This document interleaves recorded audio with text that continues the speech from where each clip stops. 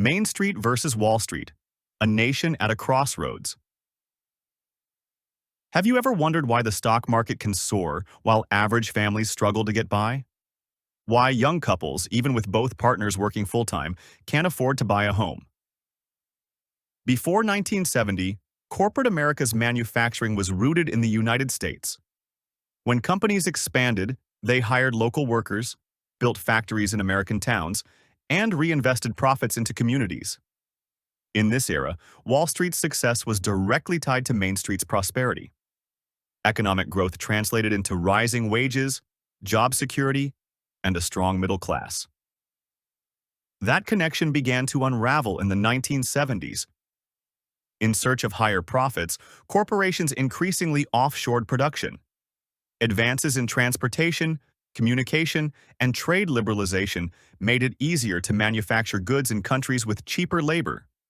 The acceleration of globalization, NAFTA in 1994, China's reforms beginning in 1978, and its entry into the WTO in 2001 solidified this trend. As production moved overseas, profits rose, but American factories closed and middle-class jobs vanished. While shareholders enjoyed higher returns, American workers experienced stagnating wages and declining job security. The pandemic exposed this divide even more starkly. Wall Street hit record highs while millions on Main Street faced layoffs, evictions, and shrinking real incomes. The rise of inequality. This growing divide has concentrated wealth in fewer hands. In 1957, the middle class held about 62% of the nation's wealth. By 2024, that share had dropped to around 42%.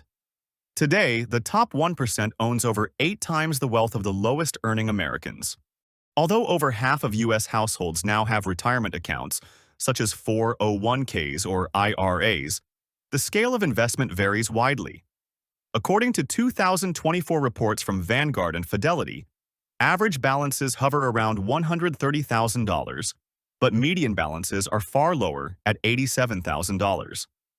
Among Americans aged 65 and older, the average 401k is $272,588 with a median of just $88,488. While the middle class benefits modestly from market gains, their participation is driven by long-term survival, not wealth building. This creates a difficult tension. They want secure, well-paying domestic jobs, but their retirement funds depend on corporate practices that often prioritize overseas labor and automation. Politicians are quick to exploit this to maintain the status quo. The push to rebuild. Recognizing this growing disconnect, recent efforts have aimed to relink Wall Street success with Main Street well-being. One key strategy is to bring manufacturing back to the U.S. through trade policies, tariffs, and favorable tax and regulatory conditions. These measures are designed to protect domestic industries and shift investment back toward American workers. This strategy, however, comes with short-term pain. Markets that had grown used to the efficiencies of global supply chains reacted with volatility. Investors wary of tariffs and higher costs triggers sell-offs, and some corporations reported squeezed profit margins. Yet the long-term potential is significant.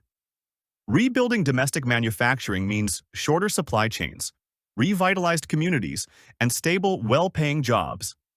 As factories return and local economies recover, the benefits extend not just to workers but to small businesses and long-term economic resilience. The goal is a more balanced economy, one where Wall Street's gains reflect tangible growth at home and shared prosperity. It's a move away from speculative profits toward rebuilding the American dream through honest work, fair wages, and national renewal. Political resistance. Despite these benefits, many in positions of power resist change, especially members of Congress. Many are deeply invested in the stock market, often through sizable personal portfolios or blind trusts that are not truly blind. When the market dips, their wealth takes a direct hit. Over 50% of lawmakers are millionaires, with a median net worth exceeding $1 million, compared to $192,000 for the average American household. Federal Reserve, 2022. This financial exposure heavily influences policy decisions. Politicians are often reluctant to support reforms, like tariffs or industrial policy shifts that might disrupt market performance. As a result, the responsibility for revitalizing American manufacturing has largely fallen on the executive branch. While the administration has issued executive orders promoting trade reciprocity and incentivizing domestic production, long-term success hinges on legislative support. Without congressional action to make these policies permanent, progress remains fragile. A look back and ahead. In 1945, the United States dominated global manufacturing. With Europe and Asia in ruins after World War II, American industry boomed. Ironically, trade policies aimed at helping other nations rebuild gave them a technological edge over time. As new factories opened abroad and U.S. firms chased cheap labor, American manufacturing entered a long decline.